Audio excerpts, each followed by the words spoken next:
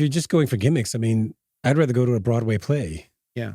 I'd rather go to a movie, go to a concert, Yeah, than a cheap imitation. And they're always cheap imitations. Yeah. Even the most prominent mega church with the $100 million budget, it's never going to be as good as Broadway. Yeah. I've been to Saddleback. Right. It's not as good. I've been to Broadway. I've been to the West End in London. They crush Saddleback. Well, that's the thing. And especially if you're sort of a conservative church, we can go after our own tradition here for a minute.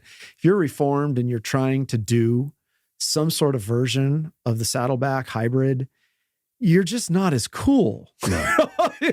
You'll never have the cool factor. So when you Saddleback can't compete with the secular world, and your small church cannot compete with Saddleback. Yeah. So I went to Saddleback on a Saturday night because I would never waste the Lord's Day going there. I went on Saturday for entertainment purposes only. It's cheaper than a movie. So my wife and I went there, and you compare it to Disneyland. This place is unbelievable. Have you ever been down there? No. It's unbelievable. It looks like Disneyland. The grounds look like someone takes a scissors and cuts the grass. I mean, immaculate, beautiful perfection. Yeah. You take a tram, just like Disneyland, to get from the parking lot to the main worship area because it's too far to walk.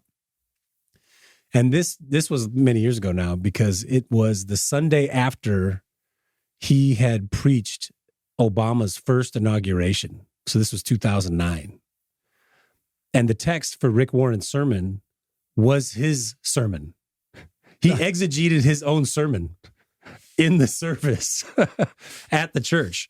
So he went through, they showed clips of his sermon, and he just expounded on the sermon that he gave on the steps of the Capitol for the inauguration. It was unbelievable. I never heard someone exegete his own sermon before in a sermon.